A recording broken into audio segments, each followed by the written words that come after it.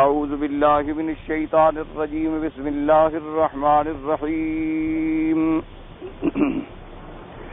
هل اتاک حدیث موسیٰ اذ ناداہ ربہ بالواد المقدس طویٰ اذهب الى فرعون انه طغى فقل هل لك الى ان تزكى واهديك الى ربك فتخشى فاراه الايه الكبرى فكذب وعصى ثم ادبر يسعى فحشر فنادى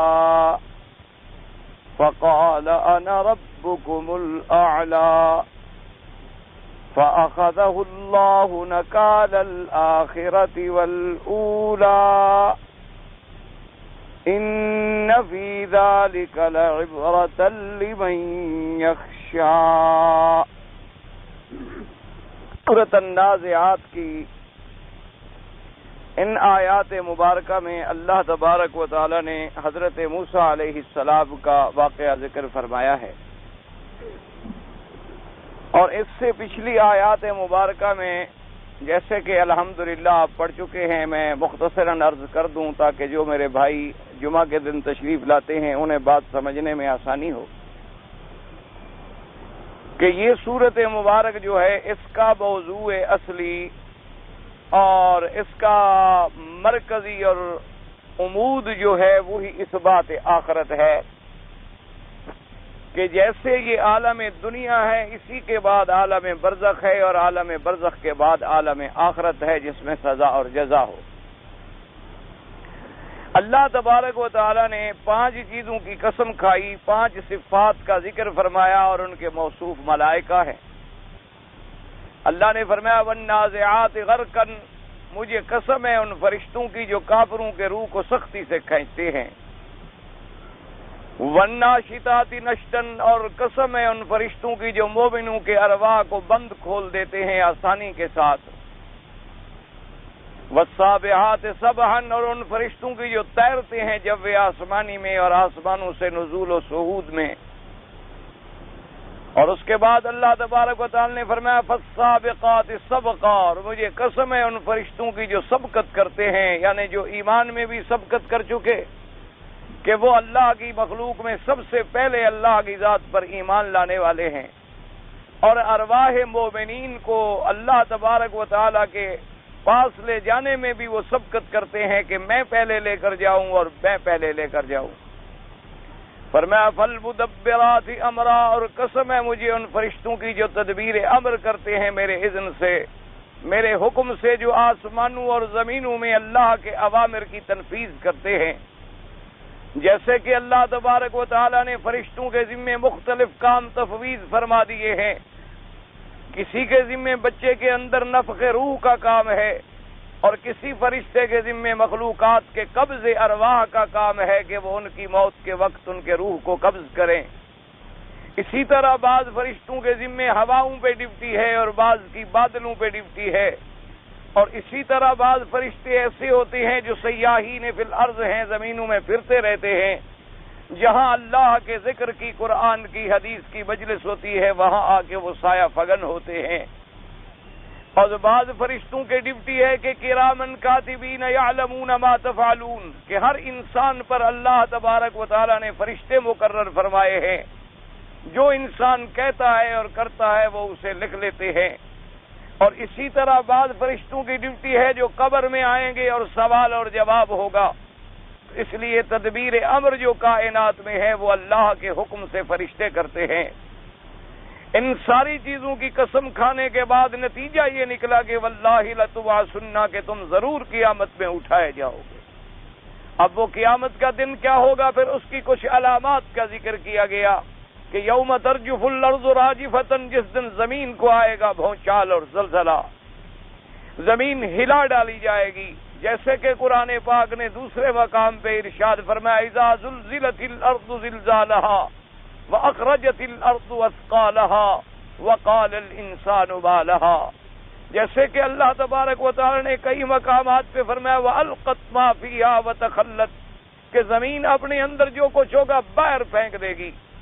اور اللہ تبارک و تعالی نے فرمایا کہ جس دن یہ عالم ہوگا یوم ترجف الراجفۃ تتبعها الرادفہ، جس دن آئے گا پہلا بھونچال یعنی پہلا سور پھونکا جائے گا، اور اس کے بعد پھر الرادفہ یعنی دوسرا آئے گا. رادفہ ردیف سے ہوتا ہے، جیسے کوئی آدمی اونٹ پر یا سواری پر کسی کو اپنے پیچھے بٹھا لے تو وہ بھی کہا جاتا ہے کہ یہ اس کے ردیف ہے.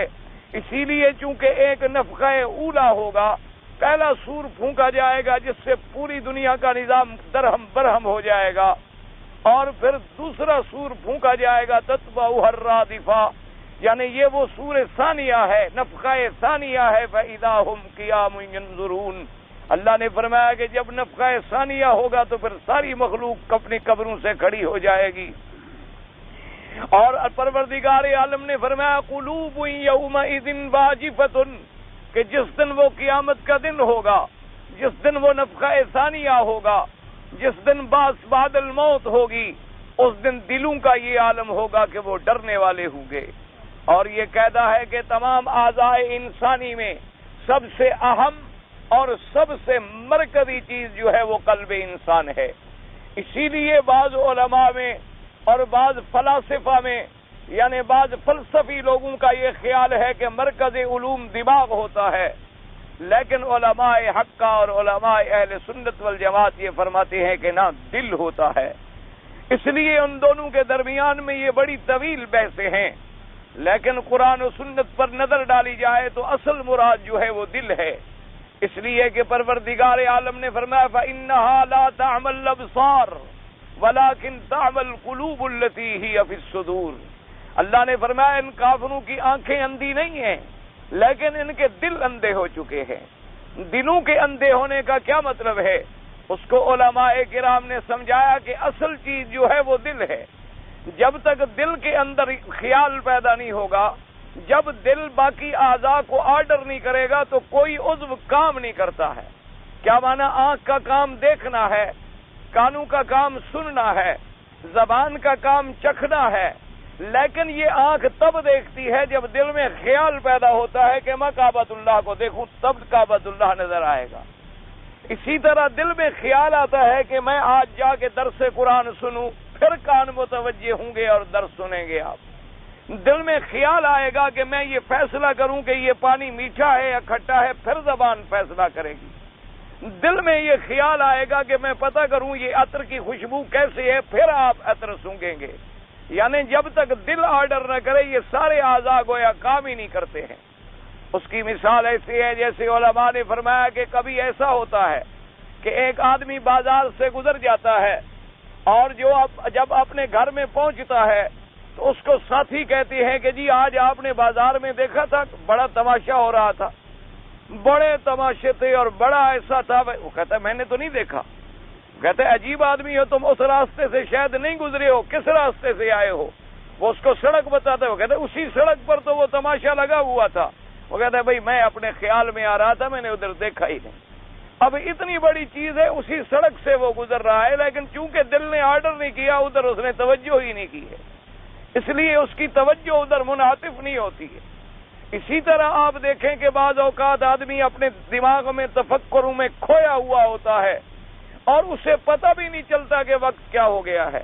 جب اچانک گھڑی پہ نظر ڈالتا ہے تو پھر اسے سمجھ آتی ہے کہ میرا اتنا وقت جو ہے وہ چلا گیا. اس لیے معلوم ہوا کہ سارا مقصد جو ہے وہ اصل میں دل ہے.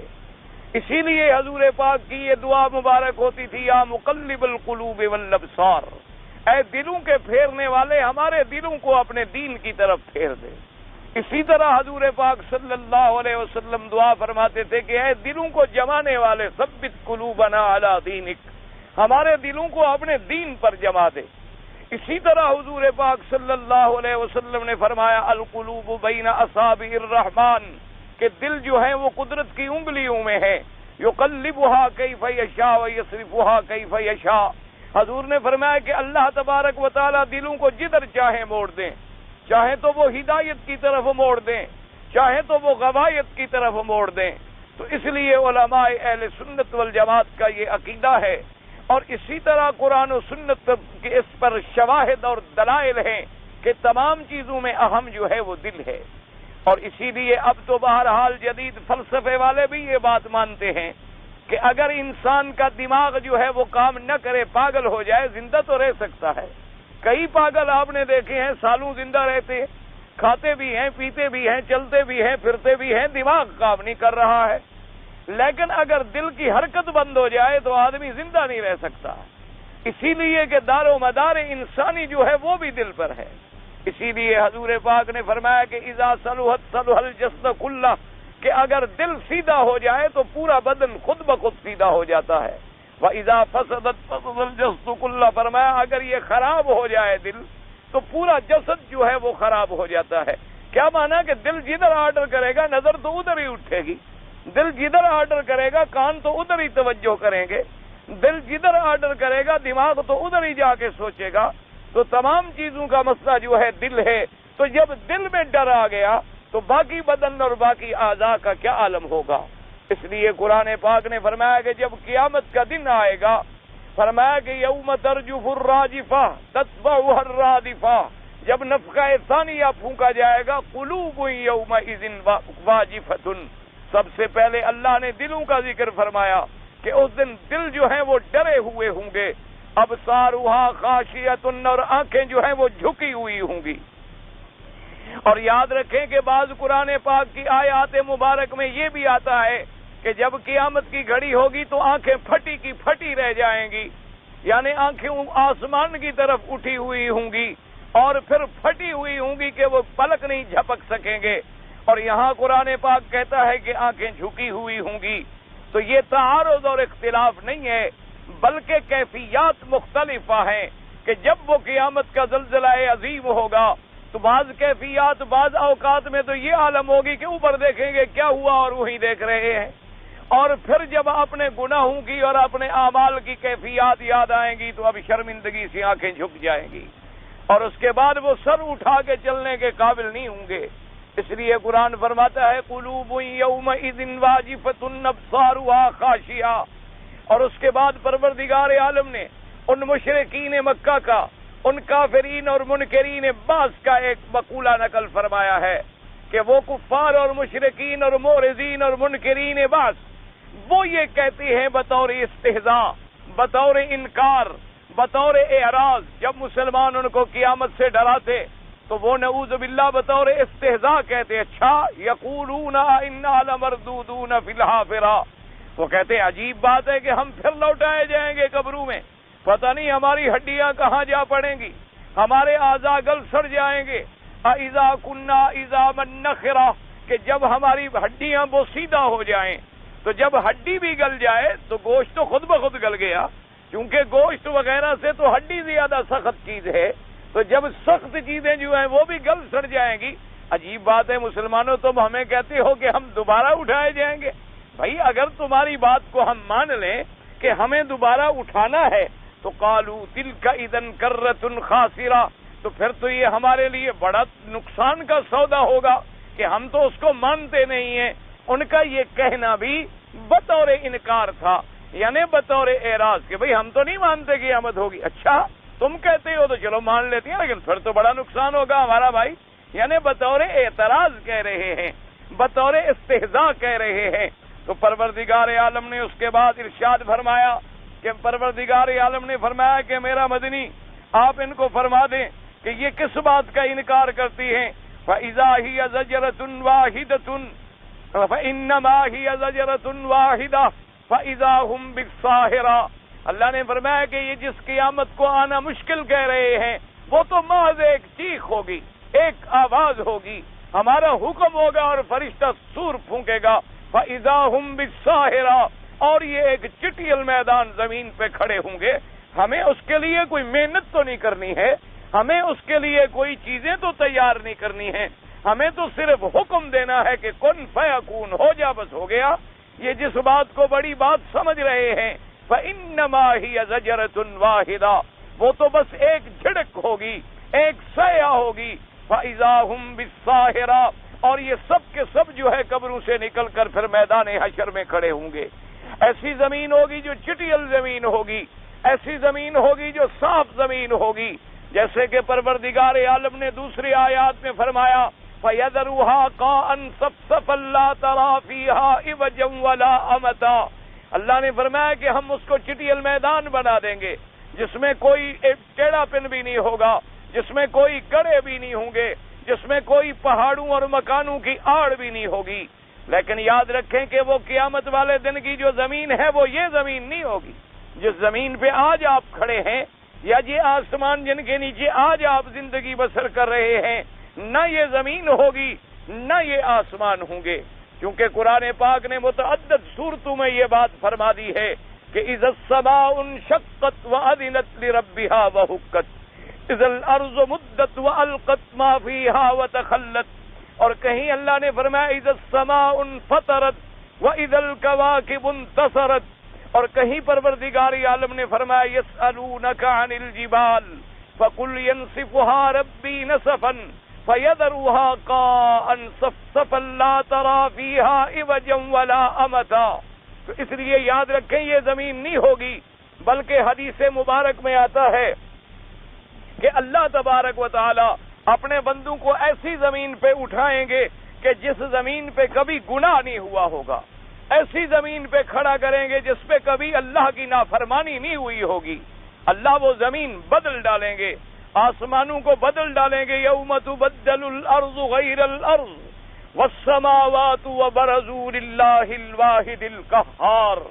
اللہ نے فرمایا کہ جس دن ہم زمینوں کو بدل ڈالیں گے، آسمانوں کو بدل ڈالیں گے، اور تمام چیزیں اللہ کے سامنے کھڑی ہوں گی جو ایک ہے اور جو زبردست ہے۔ تو اس لیے ان آیات مبارکہ میں اللہ تبارک و تعالی نے 5 چیزوں کی قسم کھانے کے بعد جو اصل مقصد تھا قیامت کا اس کا ذکر فرمایا۔ تو اب ان کے ذکر کے بعد قصہ بیان ہوتا ہے حضرت موسیٰ علیہ السلام کا، اس لیے فرماتی ہیں کہ میرا مدنی هل اتاک حدیث موسیٰ اذ ناداہ ربہ بالواد المقدس طوى اذهب الى فرعون انه طغى۔ اللہ تبارک و تعالی فرماتے ہیں هل اتاک حدیث موسیٰ، کیا میرے مدنی آپ کو پہنچی ہے خبر موسیٰ علیہ السلام کی؟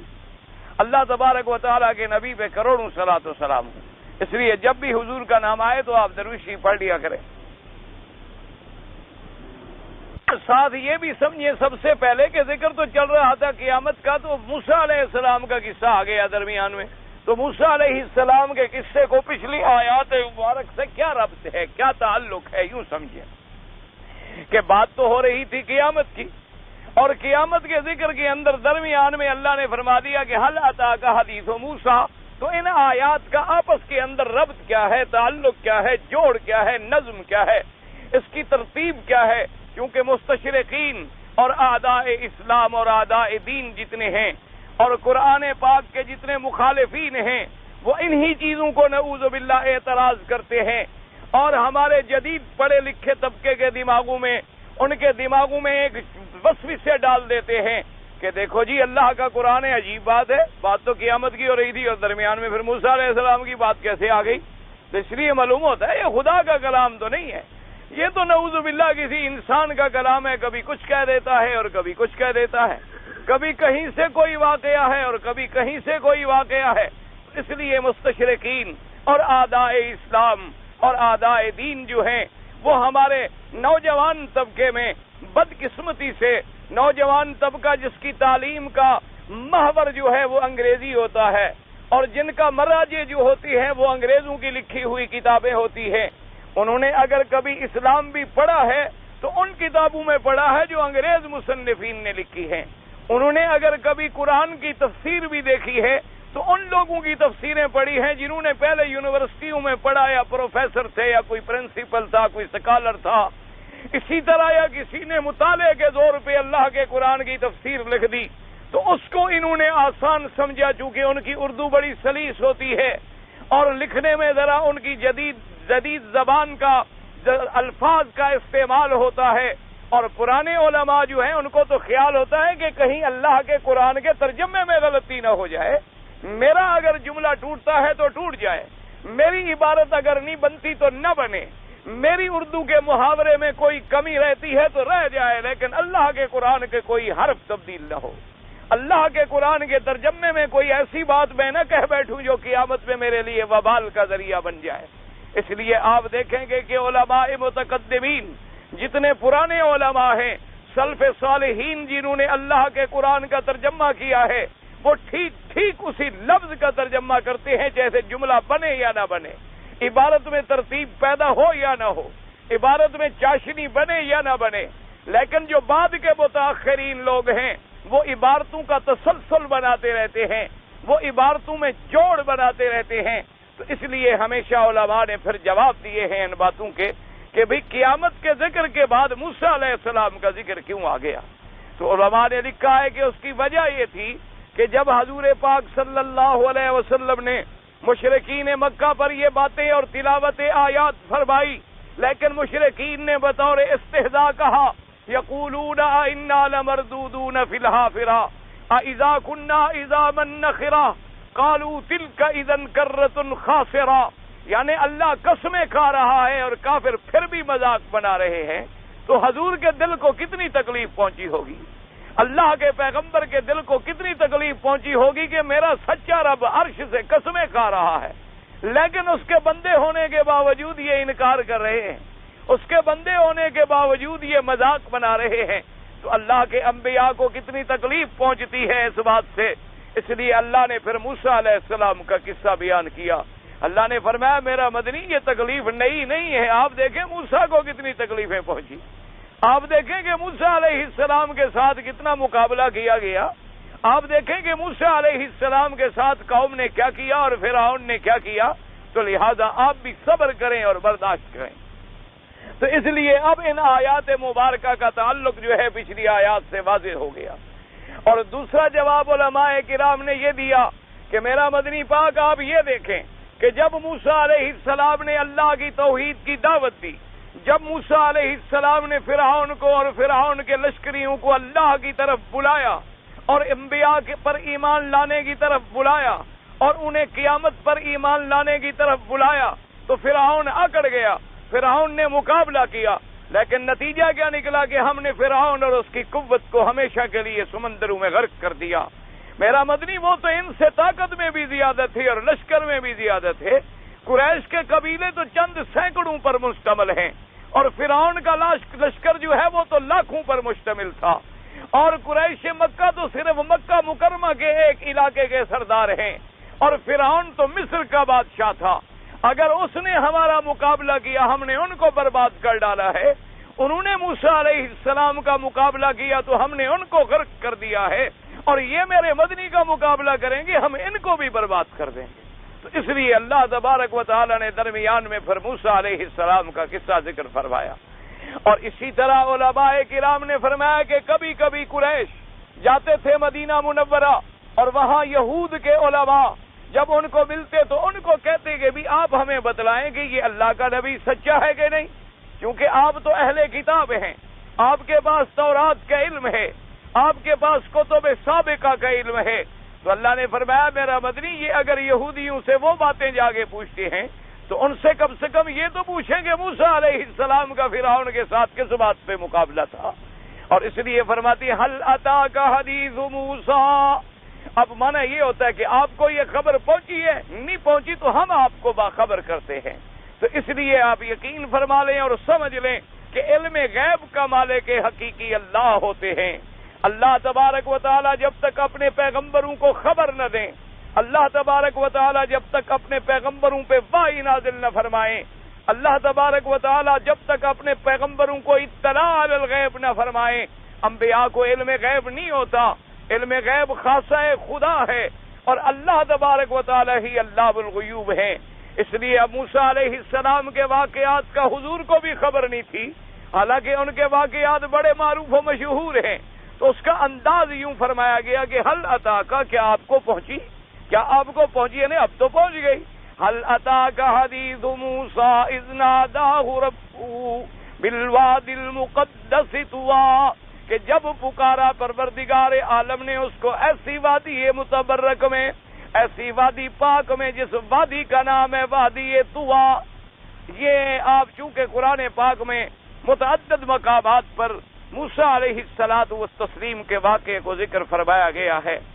ایک وجہ اس کی علماء نے یہ لکھی ہے کہ جب حضور پاک کی بعثت ہوئی ہے، جب اللہ کے نبی مبعوث ہوئے ہیں حضور صلی اللہ علیہ وسلم، تو اس زمانے میں چونکہ مدینہ منورہ میں یہود موجود تھے، بنو قینقاع اور بنو نذیر اور بنو قریظہ، یہ بڑے بڑے قبائل تھے یہودیوں کے، یہ مدینے میں آباد تھے، اور یہ اس انتظار میں تھے کہ نبی آخر الزمان آئیں گے اور ہم مسلمان ہوں گے۔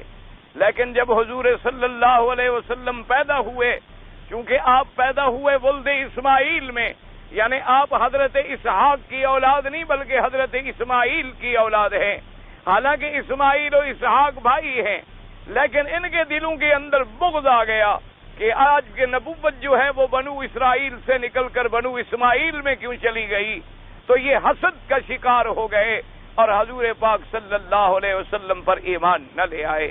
چونکہ اہل تورات اس زمانے میں موجود تھے اور آج بھی دنیا میں موجود ہیں، لیکن یہ بات آپ بھی دلوں میں رکھ لیں، بعض پڑھے لکھے لوگوں کو یہ بھی دھوکا ہے کہ جی یہودی بھی تو اللہ کی کتاب کو مانتے ہیں، اللہ کے پیغمبر موسیٰ علیہ السلام کو مانتے ہیں، اور اللہ تبارک و تعالیٰ کے یوم آخرت پر ایمان لاتے ہیں، وہ بھی تورات کی تلاوت کرتے ہیں، وہ بھی دیوار گریا کے نیچے کھڑے ہو کر روتے ہیں اور اللہ کے آگے تضرع کرتے ہیں، اور وہ بھی ختنہ بیٹھتے ہیں، اور وہ بھی عبادات کرتے ہیں، اور وہ بھی خیرات و صدقات کرتے ہیں، اور وہ بھی ذبح کرنے کے وقت بسم اللہ اللہ اکبر پڑھتے ہیں، تو یہی ان کی نجات کے لیے کافی ہے، کیونکہ نجات کا معنی تو یہ ہے اللہ پر ایمان لائے، آخرت پر ایمان لائے، انبیاء پر ایمان لائے۔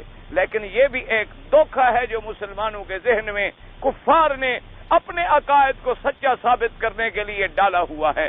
اس لیے ہمیشہ یاد رکھیں کیا معنی کہ اگر موسیٰ علیہ السلام کے بعد حضرت عیسیٰ نبی آ گئے تو جو حضرت عیسیٰ پہ ایمان نہیں لے آئے گا وہ مومن نہیں کہلائے گا، اس لیے کہ اب زمانہ نبوت موسیٰ علیہ السلام ختم ہو چکا ہے۔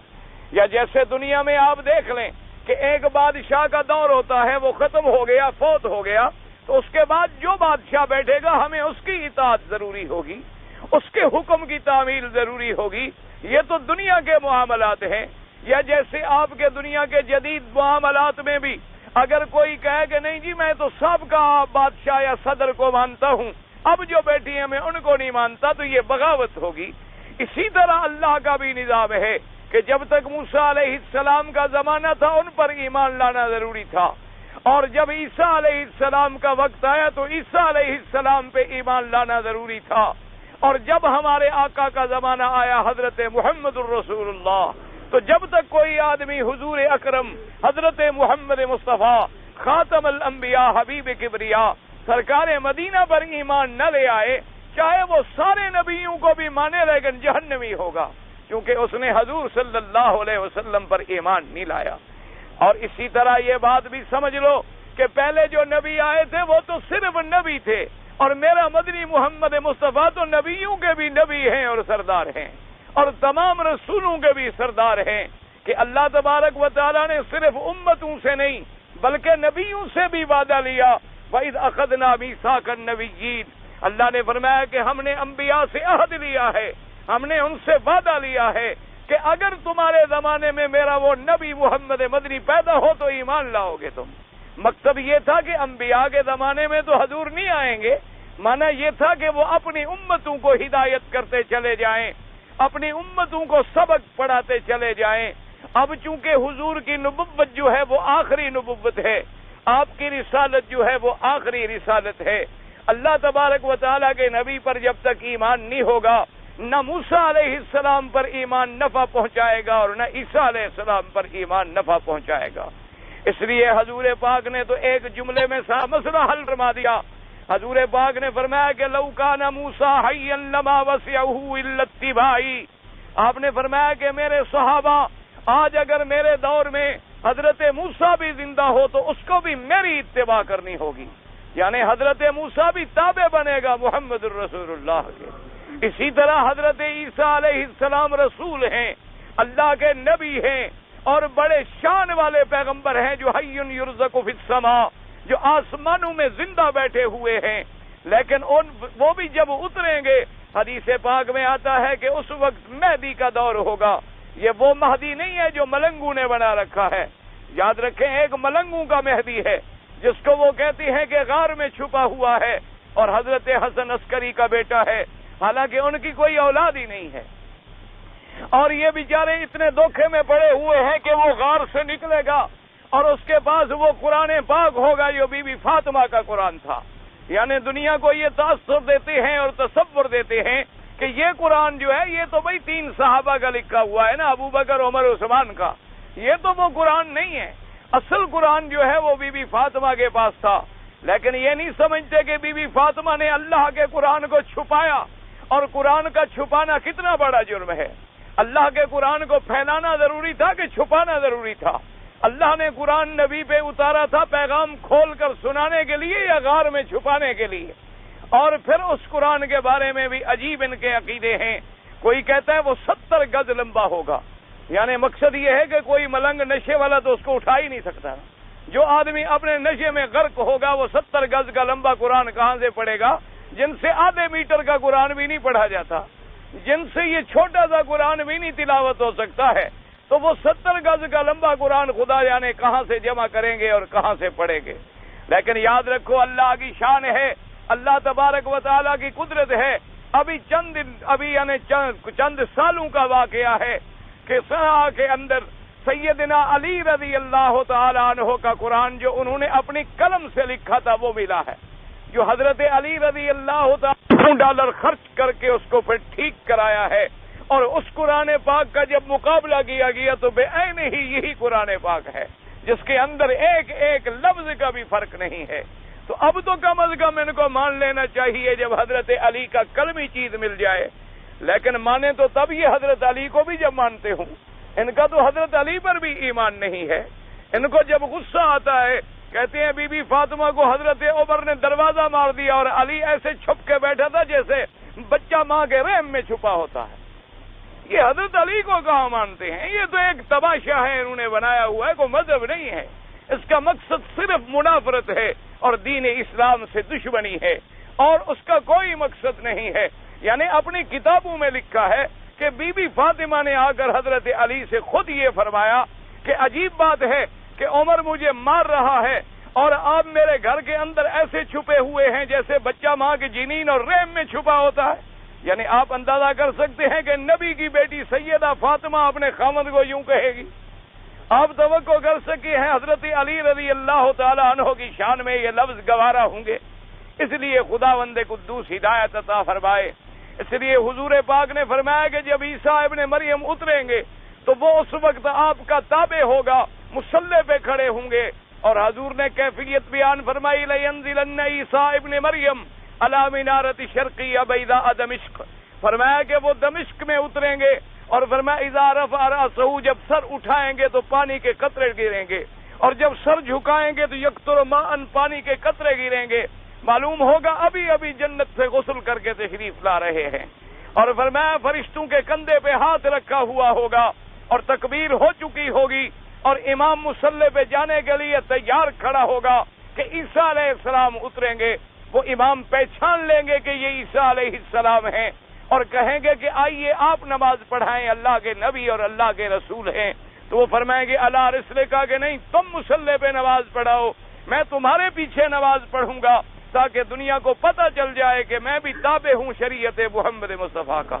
اس لیے جتنا بھی جب تک آپ حضور کا کلمہ نہیں پڑھیں گے، جب تک آپ حضور صلی اللہ علیہ وسلم کی نبوت پر ایمان نہیں لائیں گے، چاہے آپ موسیٰ علیہ السلام پر ایمان لائیں، چاہے آپ عیسیٰ علیہ السلام پر ایمان لائیں، کبھی نجات نہیں ہو سکتی، نہ نجات کافی ہو سکتی ہے. اس لیے حضور پر ایمان لانا جو ہے وہ ضروری ہے.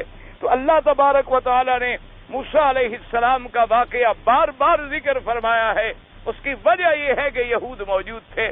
تو فرمایا کہ آپ دیکھیں کہ جب پکارا اس کو پروردگار عالم نے، اور پکارا کہاں؟ فرمایا وادی المقدس طوى، کہ وہ ایک ایسی وادی تھی جو متبرک بھی ہے، مقدس بھی ہے، محترم بھی ہے. اس وادی کا نام کیا ہے؟ وادی طوى. علماء نے لکھا ہے یہ وادی طوى جو ہے یہ جبل طور کے قریب ایک وادی کا نام ہے.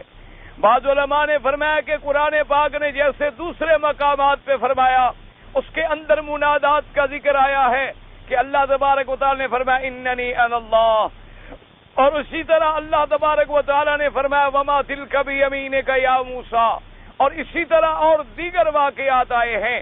تو یہ دراصل قرآن پاک کا اسلوب بیان ہے کہ قرآن کتاب عبرت ہے، قرآن کتاب موعظت ہے، وہ اتنے واقعے کا جز ذکر فرماتی ہے جتنا ضروری ہوتا ہے۔ تو لہذا وہ سارے واقعات اپنی اپنی جگہ ٹھیک ہیں، یعنی اللہ نے ان کو رسالت عطا فرمائی، اللہ نے ان کو نبوت عطا فرمائی، اللہ نے ان کو معجزات عصا اور ید بیضاء عطا فرمائے، اللہ نے ان کی درخواست حضرت ہارون کی نبوت کی منظور فرمائی، اور اس کے بعد حکم فرمایا اذهب الى فرعون انه طغى، اور بعض مقامات پہ آتے اذهبا الى فرعون انه طغى کہ تم دونوں جاؤ فرعون کی طرف، وہ سرکش ہو چکا ہے۔ تو یہاں اللہ نے موسیٰ علیہ السلام کو حکم دیا، وہاں موسیٰ اور ہارون دونوں کو حکم ملا، تو یہ بھی کوئی تعارض نہیں ہے، کیونکہ اصل تو موسیٰ علیہ السلام ہیں، ہارون علیہ السلام جو تھے وہ بھی تابع ہیں موسیٰ علیہ السلام کے، کیونکہ ہارون علیہ السلام نبی ہیں، رسول نہیں ہیں، اور موسیٰ علیہ السلام جو ہیں وہ رسول ہیں، اور ہر رسول جو ہے وہ نبی ہوتا ہے، اور ہر نبی جو ہے وہ رسول نہیں ہوتا ہے۔ اور ہارون علیہ السلام بھی تابع تھے شریعت موسیٰ علیہ السلام کے، وہ بھی عامل تھے کتاب تورات کے، اس لیے کہیں کہیں ہارون علیہ السلام کا بھی ذکر آ گیا، اور کہیں اللہ نے اکتفا فرمایا ذکر موسیٰ علیہ السلام پر، کیونکہ وہی مقصود اصل ہیں اور وہی رسول ہیں، اور اصل حکم انہیں ملا تھا، اس لیے فرمایا اذهب الى فرعون انه طغى، طغى کا مادہ طغیان سے ہے، یاد رکھیں طغیان کا کیا معنی ہوتا ہے؟ حد سے نکل جانا۔ آپ دیکھتے ہیں نا دنیا میں پانی آتے ہیں، کہتے ہیں جی آج کل دریاؤں میں بڑی طغیانی آئی ہوئی ہے، یہ محاورات اردو میں بھی استعمال ہوتے ہیں، حالانکہ عربی کا لفظ ہے، تو استعمال ہوتا ہے کہ جی دریا میں بڑی طغیانی، کیا نہیں دریا بڑا چڑھا ہوا ہے اور پانی کناروں سے باہر نکل رہا ہے، تو جب حد سے کوئی چیز نکل جائے تو اس کو کہتے ہیں طغا، طغیان طغا مادہ ایک ہے۔ اب فرعون کی سرکشی کا کیا مطلب ہے سمجھیں۔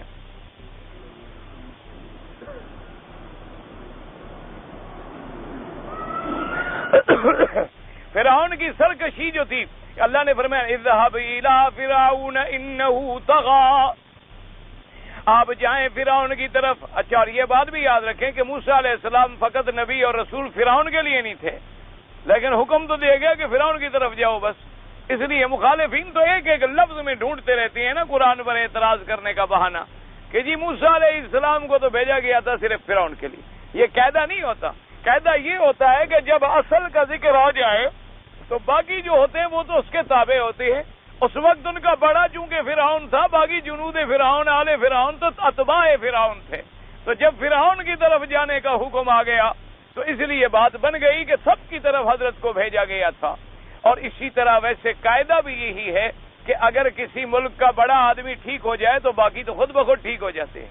اسی لیے آپ دیکھیں کہ جب نجاشی ایمان لے آیا حضور پاک پر، حضور صلی اللہ علیہ وسلم پر، بادشاہ حبشہ حضرت نجاشی جب ایمان لے آئے تو اسی دربار میں جتنے علماء بیٹھے تھے، احبار بیٹھے تھے، رہبان بیٹھے تھے، سب ایمان لے آئے محمد مصطفیٰ صلی اللہ علیہ وآلہ آلہ وصحابہ وسلم تسلیما کثیرا کثیرا۔ تو اسی لیے اللہ پاک نے حکم دیا۔ اور دوسرا علماء نے یہ بھی نقطہ نکالا ہے کہ جب اللہ کی توحید کی دعوت دینی ہو تو پھر بڑے چھوٹے کی بات نہیں ہوتی۔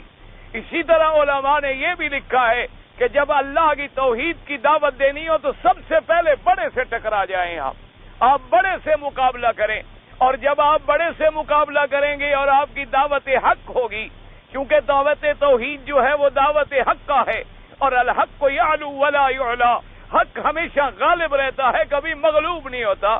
تو جب آپ اس علاقے کے بڑے آدمی کو شکست دے دیں گے، چھوٹے تو خود بخود ہار جائیں گے۔ اسی لیے علماء نے لکھا ہے کہ یہ بھی ایک طریقے دعوت ہے۔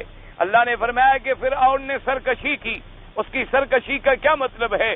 بعض علماء نے فرمایا سرکشی کا یہ مطلب تھا کہ وہ حدود سے نکل گیا اور لوگوں کو کہتا تھا کہ انا ربکم الاعلی، کہ نعوذ باللہ میں ہی تمہارا سب سے بڑا مربی ہوں، سب سے بڑا محسن اعلیٰ تمہارا میں ہوں، میں ہی تمہیں رزق دیتا ہوں، میں ہی تمہیں تنخواہیں دیتا ہوں، میں ہی تمہیں کھلاتا ہوں، میں ہی تمہیں پلاتا ہوں۔ تمہیں کیا ضرورت پڑی ہوئی ہے کہ جس خدا کو تم نے دیکھا نہیں ہے اس کی عبادت کرو؟ تم تو میری عبادت کرو، تم مجھے سجدہ کرو۔ کیونکہ قاعدہ یہ ہوتا ہے کہ عام آدمی کو جو چیز نظر آئے اس کو جلدی مانتا ہے، ان چیزوں سے کہ جو چیزیں نظر نہ آئے۔ اب خدا بند قدوس کی ذات کو تو کوئی دنیا میں دیکھ نہیں سکتا، وہ تو لازمی بات ہے کہ ایمان ہمیں بالغیب ہی لانا ہوگا کہ اللہ کی ذات بھی برحق ہے اور اللہ کے جمی صفات بھی برحق ہیں۔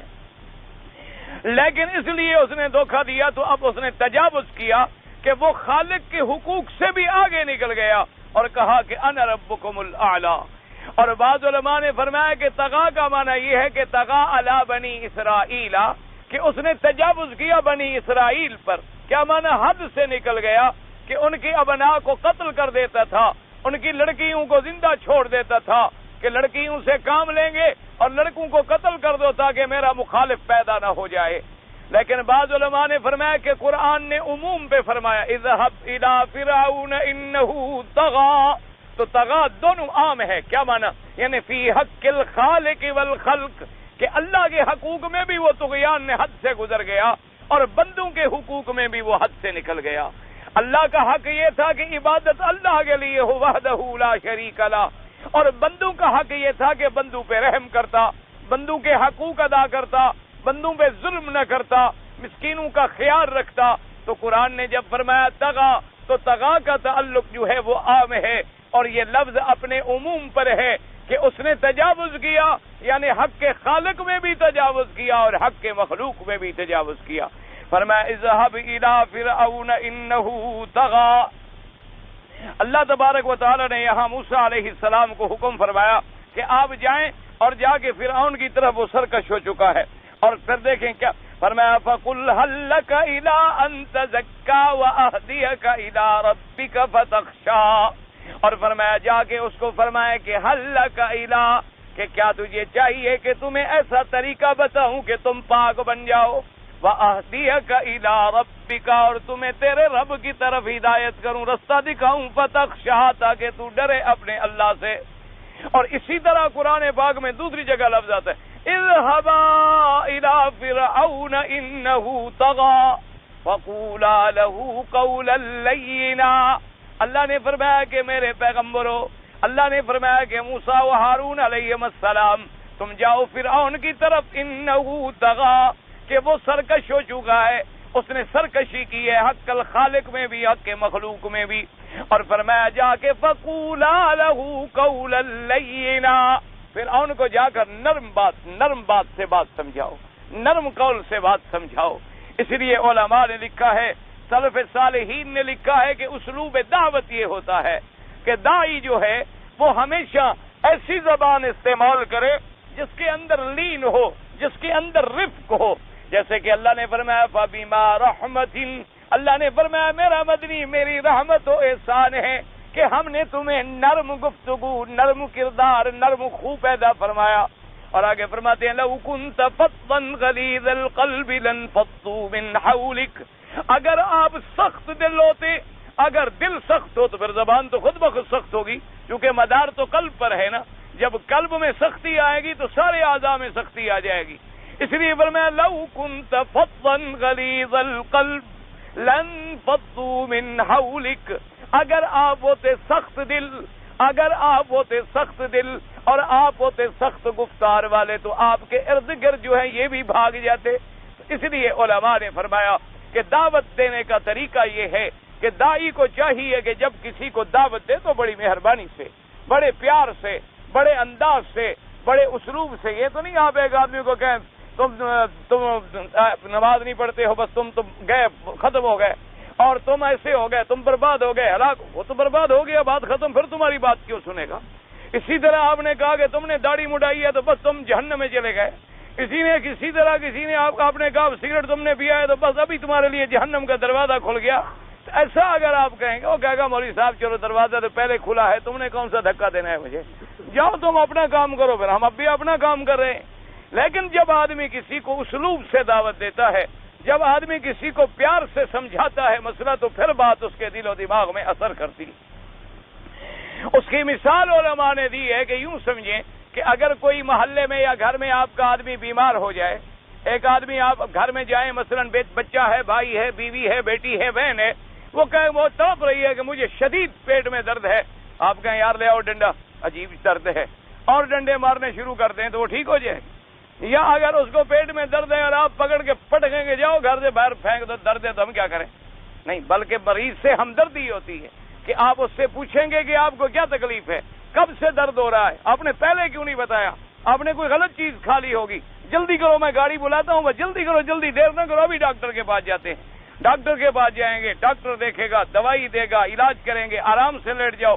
بچوں کو بھی آپ کہیں گے، حالانکہ اسی کے بچے ہیں، کہ بھئی والدہ کو علیحدہ آرام کرنے دو، ادھر نکل جاؤ، تم شور نہ کرو، اس کے آرام میں خلل نہ ڈالو تاکہ وہ بیمار ٹھیک ہو جائے۔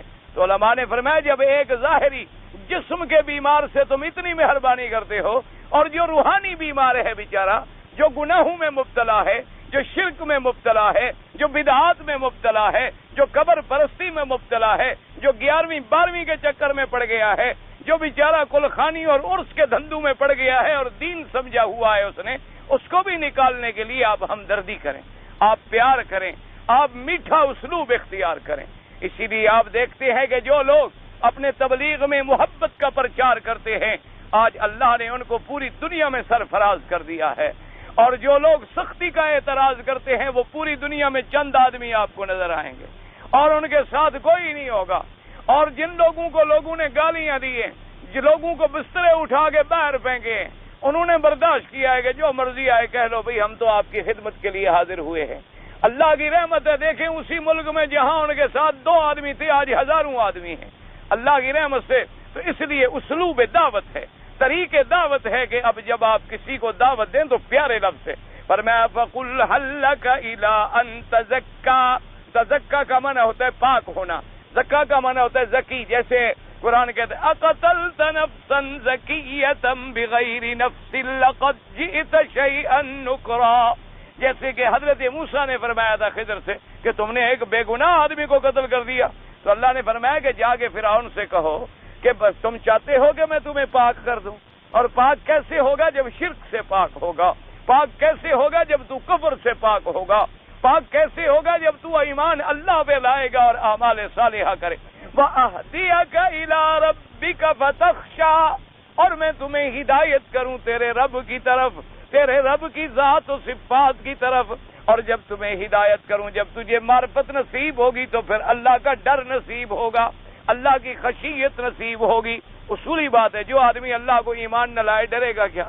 جس آدمی کا اللہ پر ایمان ہی نہ ہو تو خشیت کیا آئے گی؟ جس آدمی کو قیامت پر یقین ہی نہ ہو تو عمل کیوں کرے؟ جس آدمی کو قبر یاد ہی نہ ہو تو وہ اپنے اعمال میں کیوں اصلاح کرے؟ اس لیے پہلے ہدایت اور معرفت ہوگی، اور جب یہ معرفت حاصل ہو جائے گی تو پھر تمہیں اللہ کی خشیت آئے گی، اللہ کا ڈر آئے گا۔ اور اس کے بعد فرماتے ہیں فَأَرَاهُ الْآيَةَ الْكُبْرَىٰ، پھر موسیٰ علیہ السلام جب آئے، تو یہاں اختصار ہے، اصل تو مضمون بڑا لمبا ہے کہ موسیٰ علیہ السلام آئے، ہارون علیہ السلام آئے، فرعون کے پاس گئے، فرعون کو جا کے دعوت دی، اور فرعون نے بڑے تم تراک سے کہا موسیٰ علیہ السلام سے اچھا تم وہی نہیں ہو، انی لاظنک یا موسیٰ، کہنے لگا تم وہی نہیں ہو کہ ہمارے گھر میں پلتے رہے اور ہمارے گھر میں روٹی کھاتے رہے، ہمارے گھر میں بچپن گزارا، جوان ہوئے، اور آج ہمیں ڈرانے آ گئے ہو۔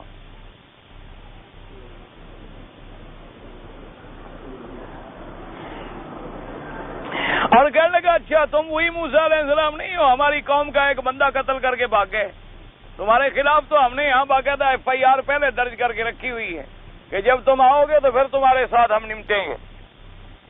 اور پھر دیکھیں کہ موسیٰ علیہ السلام کو یعنی سامنے کھڑے ہو کر نعوذ باللہ قاتل کہہ رہا ہے، حالانکہ موسیٰ علیہ السلام قتل سے پاک ہیں۔ آپ نے قتل تو نہیں کیا تھا، آپ نے تھپڑ مارا، وہ بدبخت مر گیا۔ تھپڑ سے کوئی آدمی قتل ہوتا ہے؟ جو آدمی مارتا ہے کسی کو تھپڑ سے تو نہیں مارا کرتا نا، وہ بدبخت اصل میں وہ بھی تو نشائی بھنگائی تھا نا۔ مفسرین نے لکھا ہے کہ وہ بھی نشائی تھا، وہ بھی بدبخت جو ہے بھنگی ونگی تھا، اور موسیٰ علیہ السلام کا تھپڑ تھا، بھنگی کو لگے تو بھنگی نے تو مرنا ہی ہے نا۔ جیسے کہ عیسیٰ علیہ السلام کے بارے میں آتا ہے کہ جب آپ اتریں گے تو جہاں تک عیسیٰ علیہ السلام کی سانس جائے گی کافر مر جائیں گے، جہاں تک آپ کی صرف پھونک جائے گی کافر مر جائے گا۔ تو جو کافر پھونک کا مقابلہ نہ کر سکے وہ موسیٰ علیہ السلام کے تھپڑ کا مقابلہ کیسے کر سکتے ہیں؟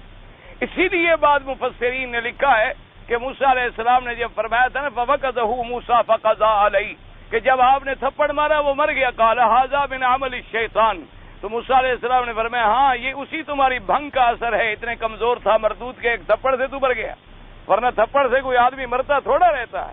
تو اس لیے وہ بھی نشائی وشائی تھا، یہ نشہ وشا اسی وقت سے آ رہا ہے، فکر نہ کرو، ان کا بھی پیچھے ہے۔ جیسے کہ دینداروں کا تعلق ایمان سے والوں سے جڑتا ہے، ان ملنگوں کا بھی تعلق جڑتا ہے فرعون سے اور فرعون کی پارٹی سے۔ جیسے کہ آج کل جو لوگ لڑکوں کے پیچھے بھاگتے ہیں، ان کا بھی پیچھے رشتہ جڑتا ہے لوط کی قوم کے ساتھ۔ سب کے لیے پیچھے پیچھے قومیں اور اصلیتیں جو ہیں وہ موجود ہیں۔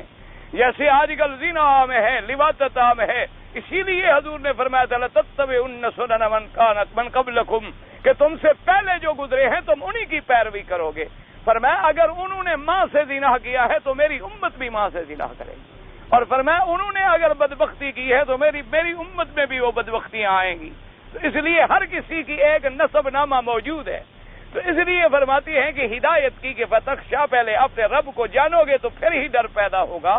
فَأَرَاهُ الْآيَةَ الْكُبْرَىٰ اب جب موسیٰ علیہ السلام نے اس کو دعوت دی اور انہوں نے کہا کہ اللہ کے بندے مجھے رسالت بعد میں ملی ہے، نبوت بعد میں ملی ہے، میں نبی بن کے آیا ہوں، رسول بن کے آیا ہوں، اور تم بلا وجہ میرا مقابلہ کرتے ہو۔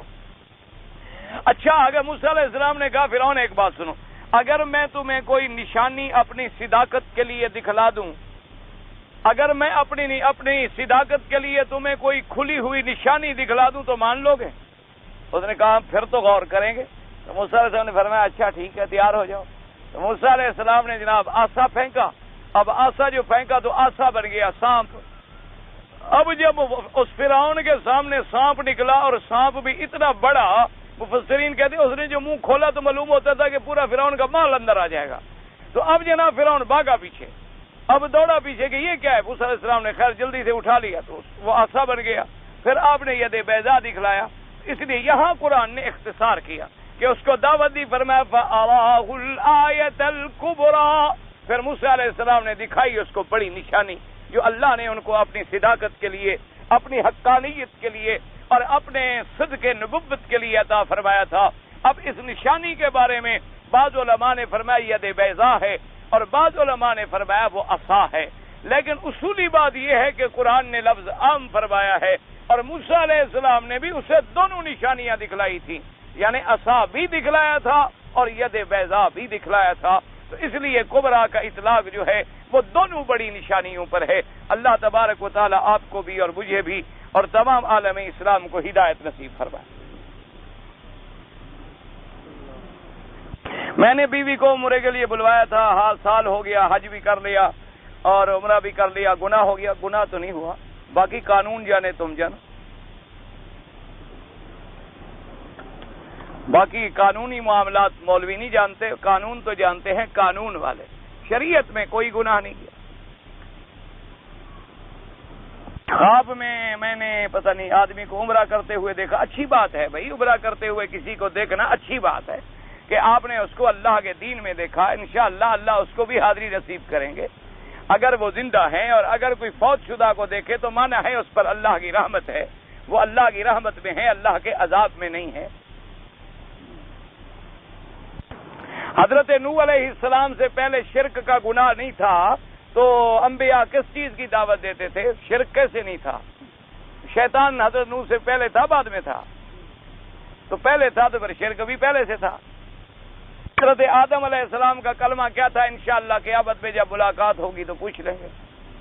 اصل کلمہ وہی ہے لا الہ الا اللہ، باقی آگے نام ہوتا ہے کہ نوح نبی اللہ یا آدم صفی اللہ اور پیغمبروں کا نام جیسے محمد الرسول اللہ۔ اصل کلمہ تو لا الہ الا اللہ ہے اور اس کے بعد اس نبی کی دعوت ہوتی ہے۔ باقی تم اس کلمے کو تو یاد کرو جس پر آپ نے زندہ رہنا ہے، جس پر موت آنی ہے۔ آدم کے کلمے کا تمہیں کیا فکر پڑ گیا؟ اپنا کلمہ تو صحیح کرو۔ اپنے کلمے کا تو حال یہ ہے کہ لا الہ الا اللہ محمد رسول اللہ اور حضرت داتا مشکل کشا۔ اپنے کلمے کا تو یہ حال ہے، ہمارے کلمے کا تو یہ حال ہے لا الہ الا اللہ محمد رسول اللہ۔ مولا مہربانی فرما، پیر عبد القادر جیلانی تو بھی دکھ درد دور فرما۔ ہمارے کلمے کا تو یہ حال ہے، ادھر اللہ سے بھی مانگ رہا ہے، عبد القادر جیلانی سے بھی مانگ رہا ہے، اللہ سے بھی مانگ رہا ہے، معین الدین اجمیری سے بھی مانگ رہا ہے، اللہ کے کعبے کو بھی پیار دے رہا ہے، قبر کو بھی پیار دے رہا ہے، اللہ کے کعبے کا طواف بھی کر رہا ہے، قبر کے باہر بھی طواف کر رہا ہے، مدینے پاک کی مسجد نبوی میں بھی اعتکاف بیٹھتا ہے، قبر پر بھی نوراتا بیٹھتا ہے، مینا میں آ کر بھی قربانی کرتا ہے، قبر پہ بھی اٹا گھٹا چڑھاتا ہے۔ خدا کے بندے، یہ تو ہے ہمارا کلمہ، ابھی تو ہم نے اپنا کلمہ ہی ٹھیک نہیں۔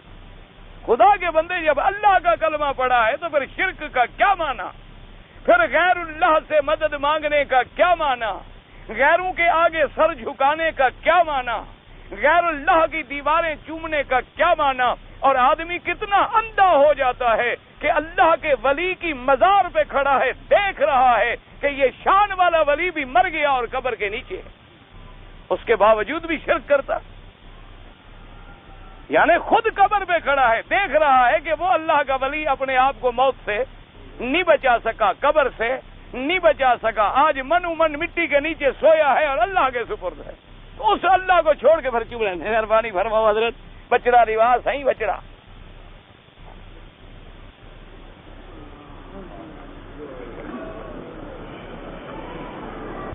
اللہ علامہ اقبال کو اللہ کا ولی مانتے، میں نے ولی تو کبھی نہیں کہا، ولی تو میں نے کہا تھا، کبھی کبھی کہہ دیتا ہوں کلندر، کلندر کے تو کئی معنی ہوتے ہیں۔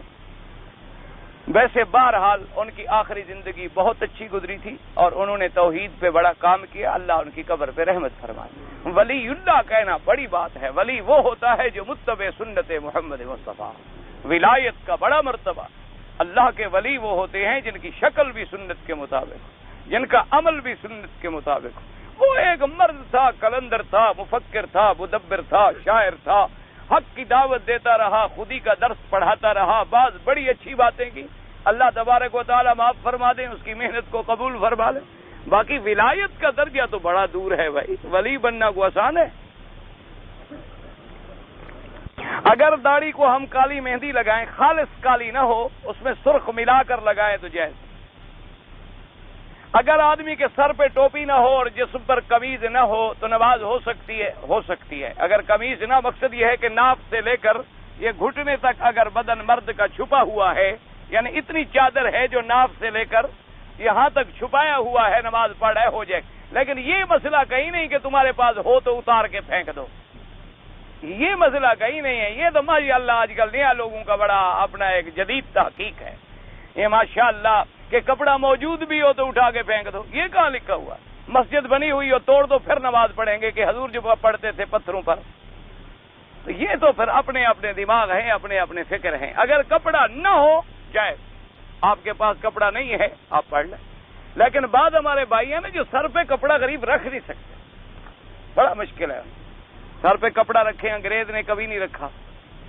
یہ لوگ پھر کہیں گے بھئی یہ مسلمان نظر آ رہے ہیں کہ حضور نے ٹوپی رکھی، حضور نے پگڑی باندھی، یہ بھی ٹوپی رکھ لیں یا پگڑی باندھ لیں یا رومال باندھ لیں، تو ان کی تو پھر توہین ہوگی نا، پھر یہ تو خامخواہ متبع نظر آئیں گے حضور پاک کے، اور یہی تو ہم نے نظر نہیں آنا چاہتے۔ ہم تو نظر آتے ہیں کہ دور سے ہمیں کوئی دیکھے تو کاؤ بوائے سمجھے، کوئی دور سے ہمیں دیکھے تو سمجھے کہ بالکل ویسے شکل میں کالا ہے لیکن اصل میں انگریز ہے۔ انا للہ و انا الیہ راجعون۔ جمعۃ المبارک تھا، امام نے قرات سے نماز نہیں پڑھائی، پتہ نہیں آپ کا کیسا جمعہ تھا، بھول گیا غریب، مجھے نہیں پتا، اس امام سے پوچھیں۔ اس عورت کا خاوند فوت ہو جائے تو اس کی شادی سسر سے نہیں ہو سکتی۔ جو شیعہ قرآن کا منکر ہے اس کو کافر کہنا جائز ہے۔ ایک ان پڑھ انسان کیا کرے، دیوبندی مولوی کی بات کرے یا بریلوی مولوی کی، جو قرآن و حدیث کے مطابق ہو۔ اس میں دیوبندی بریلوی کیا ہے؟ دیوبند ایک جگہ کا نام ہے، بریلی ایک جگہ کا نام، یہ تو کوئی مذہب کا نام تو نہیں ہے۔ مذہب تو اسلام ہے، مذہب تو دین محمد مصطفیٰ ہے۔ آپ یہ دیکھیں، اس کے عمل کو دیکھیں، اگر قرآن و سنت کے مطابق ہے آمنا و صدقنا، قرآن و سنت کے مخالف ہے کوئی ہو اس کو نہ مانے۔ ایک آدمی کے سر پہ ٹوپی نہ ہو اور وہ نماز پڑھائے، نماز تو ہو جائے گی نا، میں نے ابھی بتایا نماز ہو جاتی ہے، نماز صحیح ہے، لیکن اللہ نے اگر دیا ہو خذوا زینتکم عند کل مسجد، اللہ نے فرمایا کہ جب نماز کے لیے آؤ تو پوری تیاری کر کے آؤ۔ اللہ نے جو لباس دیا اچھے سے اچھا لباس پہن کے آؤ، پاک کپڑے پہن کے آؤ، ٹوپی اللہ دے، پگڑی اللہ دے، جو چیز اللہ عطا فرمائے۔ دادا کی جائیداد میں والد فوت ہو جائے دادے کی زندگی میں تو پھر پوتے کی حقدار نہیں ہوتی۔ اس کی وجہ ہے کہ بیٹا باپ کا وارث ہوتا ہے. جب باپ مر گیا تو بیٹا باپ کا وارث تھا. بیٹا دادے کا وارث نہیں ہوتا. بیٹا ہمیشہ وارث بنتا ہے اپنے باپ کا. تو جب اس کے باپ کو بھی نہیں ملی، باپ کو ملتی، پھر باپ کے بعد اس کو ملتی نا. اس لیے لوگ سمجھتے نہیں. دیکھو جی پوتا معروم ہو گیا جی پوتا، وہ پوتے کے تو ابھی باپ کو بھی نہیں ملی. باپ کو تب ملتی، پہلے باپ کا باپ مر جاتا، پھر باپ کے پاس آتی، باپ کے بعد پھر بیٹے کے پاس آتی. ابھی تو اس کے باپ کو بھی نہیں آئی تو مجھے کیسے ملے؟ بعض لوگ کہتے ہیں کہ مکے کے حیوان درخت افضل ہیں. بعض لوگ، کیا پتا ان بعض لوگوں کا نام تو لکھو کون. انسان کو اللہ نے افضل بنایا، درخت افضل کیوں ہیں؟ اگر کوئی قسم کھائے کہ میں چوری نہیں کروں گا اور پھر چوری کرے، توبہ کرے، بس اللہ کے بندے توبہ کرے اور کفارہ بھی ادا کرے. برے صغیر میں ہند میں اسلام کیسے آیا؟ اسلام صحابہ پہنچے، صحابہ کے بعد تابعین پہنچے، پھر ان کے بعد اللہ کے اولیاء پہنچے، علماء پہنچے، پھر اس طرح اسلام پھیلتا چلا گیا. باقی تاریخ ہند پڑھ کے دیکھ لو، بس یہ تاریخی بات ہے. قرآن عربی میں ہے، سب لوگ عربی پڑھتے ہیں، ضالین اور کچھ لوگ ضالین. یہ تو لوگوں میں بلا وجہ کا جھگڑا ہے نا. عربی والے تو جھگڑا نہیں کرتے. یہاں دیکھا نہیں آپ، امام کبھی ضالین پڑھ لیں گے، کبھی ضالین پڑھ لیں گے.